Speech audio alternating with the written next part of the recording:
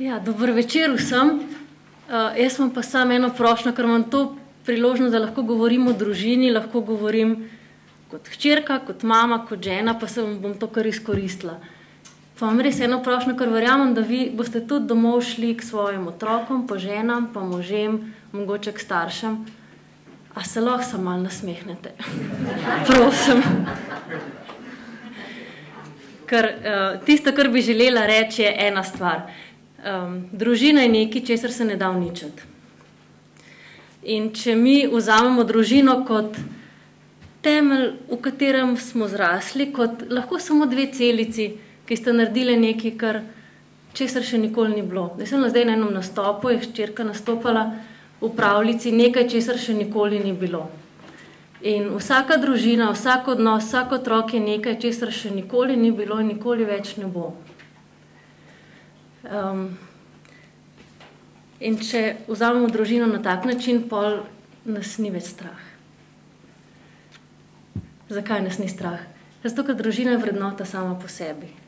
Za vrednoto družine se ni treba boriti, ker jo živimo.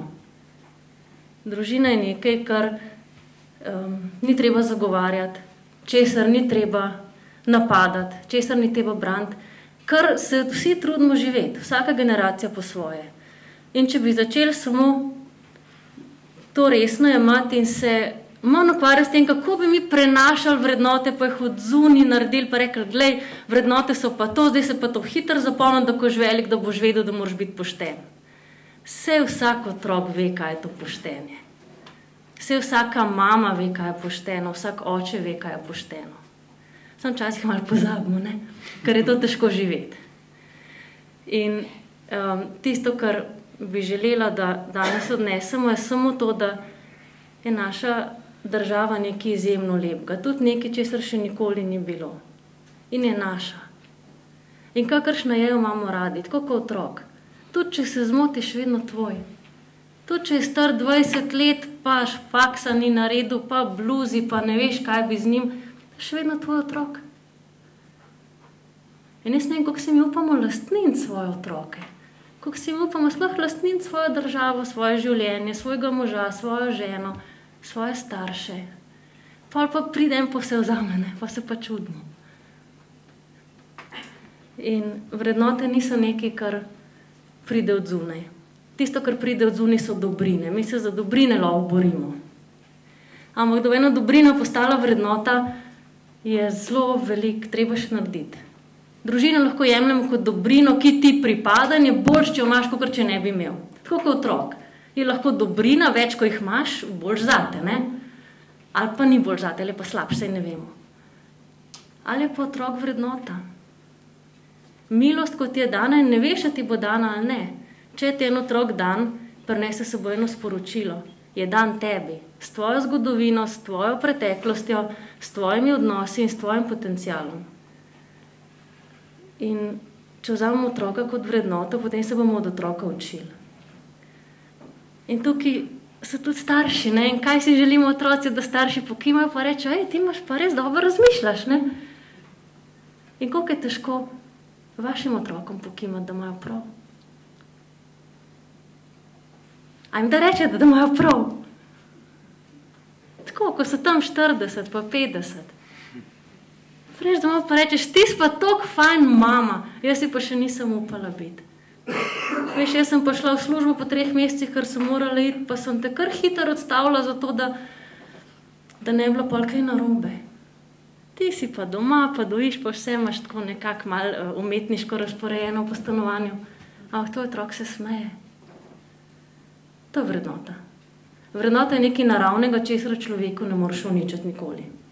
Je dana od našega stvarnika v nas noter, ne? Za vrednote se ni treba matrati. Samo ne jih stran metati, ne? Ker če mi ne živimo vrednot, potem tudi ne moramo preživeti na en normalen način. Če mi družine ne moramo živeti kot vrednoto, kot nekaj, kar je moje in mi nihče ne more vzeti, če imam jaz to rada. Ja, potem malo mi jo bo šola ukradla, malo mi jo bo služba ukradla, malo mi jo bo stara mama odpeljala in kaj bo meni ostalo? Bom rekla, glej, kako mi bo svet pokvaril otroka. Na tvojega otroka svet ne more pokvariti. Vse je tvoj. Vse ne bo zbral iz sveta tistega, kar mu škodi, se ni neumen. Razen, če ga ne upam lastniti, ne? Kaj pomeni otroka lastniti? Pomeni biti z njim, ga poslušati, razumeti in predvsem videti, kaj jaz prinašam kot otrok iz svoje družine. Mi včasih tako se sliši, pozabite te stare stvari, pa brez veze, vse, kaj je bilo med vojno, vse, kaj je bilo staro mamo, vse, kaj je bilo v mojem življenju, vse, kaj je bilo v 70 letih, moramo iti naprej. Pa še vedno beremo Antigono v 1. letniku, a ne? Mi smo zdaj morali prebrati, zato to vem. Pa je še vedno ista. Pa je bila napisana tako, kar precej daleč nazaj. Zakaj moramo še vedno brati in ne moramo živeti? Ne vem, mogoče bomo kdaj lahko začeli živeti Antigono. In tista stvar, s katero bi zaključila, je to, da kako veš, da živiš vrednote in se lahko dahneš in nasmehneš in se ni treba bati, da bo tvoj otrok zgubljen in uničil to čudovito državo, kar je ne bo. Ta otrok je ravno tako vsi drugi otroci. In če stopiš k njemu, ne bo zbral stvari, ki bi mu škodile. Vrednota živiš tako, da veš, da ni nikoli preveč pa premalo. Vrednot ne more biti preveč niti premalo, ali so jih pa ni. Vrednote so nekaj, kar prihaja od znotraj, ne od zunaj. Vrednota ni, da je zelo lepo, če si pošten, tudi če ti to ni dano prav po naravni poti. Ampak, če si ti v skušnjavi, da boš kradel, tudi če te nekdo zapre, ti pomaga, da pač ne boš postal tat. Ampak vrednote poštenja pa še ne živiš. Samo trudiš se ne delati škode. Vrednota poštenja je takrat, ko ti ne moreš ukrasti. In kje se to naučiš, je ob otroku. Ko mu ne boš ukradel tvoje prisotnosti, zato ker je tvoj otrok. Ne zato, ker si ti tako dober. Zato, ker čutiš, da ta otrok tebe rabi. Pa ni težko ga vzgojiti. Kaj je še vrednota? Vrednota je nekaj, kar je vsak dan s tabo, v vsakem trenutku te spremlja. Je nekaj, kar je utelešeno in kar jaz živim v svojem konkretnem življenju majčkeno drugače kot nekdo drug. Ker svojemu konkretnemu otroku na poseben način moraš povedati, da ga imaš rad. Ne moreš reči na splošno, jaz imam rada otroke, tudi tebe. Ne, tebi reči, da te imam rada, bom rekla zvečer, bom rekla v trenutku, ko ti je težko. Enemu drugemu otroku bom rekla takrat, ko bo jokal, enemu tretjemu, ko se bo smejal. In kdo ve, kako pride do otroka, razen nekoga, ki s tem otrokom živi. Nihče. In mislim, da tisto, kar je ostalo ali pa s čimer prihajamo mi iz svojih družin, pa naši starši iz svojih družin, ena dediščina, ko jo bomo še nekaj časa brali, mogoče bomo kdaj začeli živeti. To je en globok strah. Strah, kaj bo, če bo prišel nekdo in bo hotel vse ukrasti. Ja, ne mu dati, ne. Vse je čisto preprosto, ne mu dati. Ne mu dati svojega življenja. Ne mu dati svoje pozornosti. Ne mu dati svojega denarja. Vse konc koncev, kako ti lahko nekdo nekaj vzame, če to zavaruješ? Ne more ti. Razen, če misliš, da ničesar nimaš, ne. Menen strah je tisti, ko ga mi tako radi o njem govorimo, v resnici bi pa mlajše generacije rade malo pogumne bile, ne? Pa bi rekli, glejte, vse vas je bilo strah. Ste dali čez 2. svetovno vojno, pa ste še vedno tukaj. Zakaj vas je še strah? Najhujše je že za vami.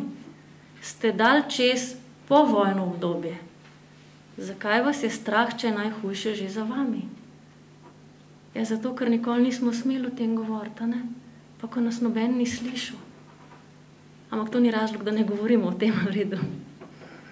To ni razlog, da mi Antigone otrokom enkrat ne razložimo, ker če ne bo dolgočasna. Je napisano v jeziku, ko reče, pa zakaj je treba to tako povedati, ne more reči v 2 stavkih, kaj je finta te zgodbe, ne? Dajmo to živeti. Če hočemo, da bo otroci imeli radi šolo, ja, dajmo malo videti, kaj tam delajo, ne? Dajmo se malo zanimati za njih, vse ni toliko hudo. Vse šola je zato, da jo uporabiš, ne zato, da on uporablja tebe. Vse službe so zato, da jih oplemenitiš, ne da čakaš, kaj ti bo rekel, da naredi. Ena stvar, ko se mi zdi izjemno pozitivna prav v stiku z družinami je ta, da so začeli mladi ljudje vedno bolj, ker služb pač ni, ne brez veze iskati, vedno bolj iščejo delo. In ko enkrat najdeš delo, pride tudi služba.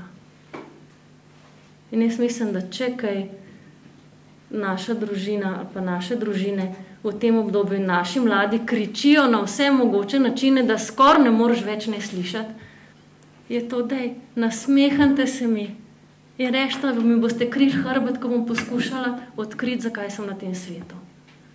In pol bo vrednote živele same od sebe, v redu, vrednote so nam dane. Niso nekaj, kar bi morali mi se učiti in trenirati zato, da ne bi vedeli, kaj so. In te temeljne vrednote, kot je pripadnost, zaupanje, dostojanstvo, prepoznavnost, sočutje, to je nekaj, kar je vgrajeno v najbolj temeljne organske celice našega telesa in tega ne bomo nikoli pozabili, sicer bomo pa zboleli, če bomo. Ne? Jaz bi zelo rekla, da eno veliko upanje je prav to, da se je začelo stvari govoriti, da mladi končno jim ni treba biti samo pridni in v strahu držati prvo službo, ko dobijo, ampak se rekli, glej, dokler nimam kaj pametnega za početi, ne bom delal nič. To ni slabo, če za tabo stoji enočena mama, ki reče ta ja. Je grozno, ko ne veš, kam bi se dal. Ampak bova toliko časa govorila, toliko časa bova gledala, toliko bom razmišljala s tabo, da boš počasi odkril, kaj je tisto, kar lahko tej državi daš samo ti in nihče drug. Pa bo tudi službe prišle nazaj. In jaz bi vas res prosila, dajte en nasmeh danes svojim otrokom nesti pa malo vere. Hvala.